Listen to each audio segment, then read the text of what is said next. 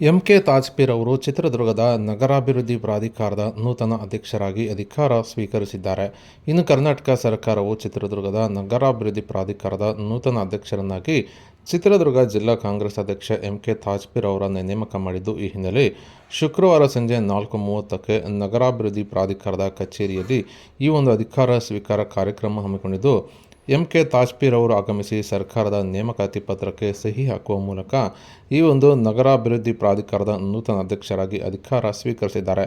ಇನ್ನು ಈ ಒಂದು ಕಾರ್ಯಕ್ರಮಕ್ಕೆ ಶಾಸಕ ಕೆ.ಸಿ. ವೀರೇಂದ್ರ ಪಪ್ಪಿ ಅವರು ಕೂಡ ಆಗಮಿಸಿದ್ದು, ಎಂಕೆ ತಾಜ್ಪೀರ್ ಅವರಿಗೆ ಶುಭಾಶಯ ಕೋರಿದ್ದಾರೆ.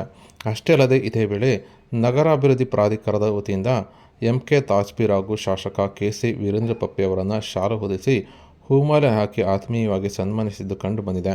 ಇನ್ನು ಈ ಸಂದರ್ಭದಲ್ಲಿ ಶಾಸಕ ಕೆ.ಸಿ. ವೀರೇಂದ್ರ ಪಪ್ಪಿ, ನಗರಾಭಿವೃದ್ಧಿ ಪ್ರಾಧಿಕಾರದ ಸಿಬ್ಬಂದಿಗಳು ಹಾಗೂ ಪಕ್ಷದ ಮುಖಂಡರು ಮತ್ತು ಕಾರ್ಯಕರ್ತರು ಹಾಜರಿದ್ದರು.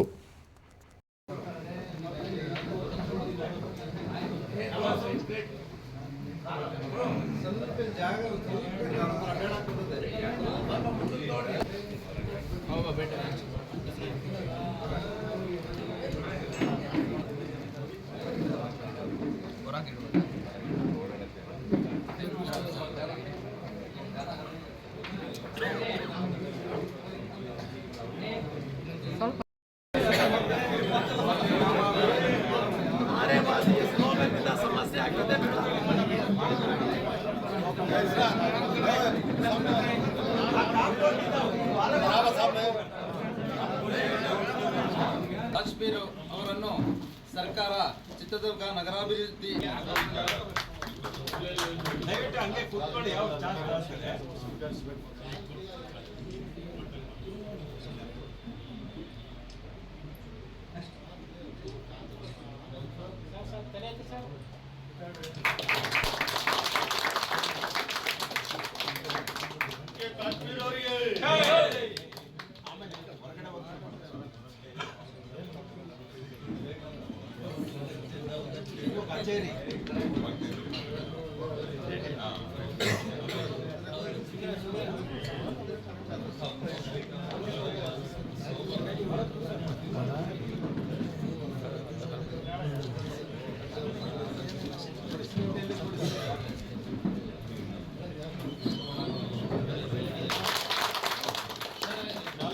ಅಲ್ಲಲ್ಲ ಒಬ್ರು ಯಾರು ವಿಶ್ವಾಸ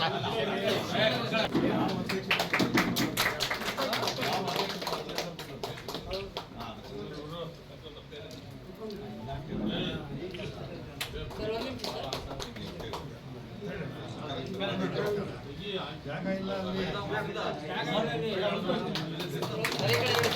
ಈಗ ಈ ಕಡೆ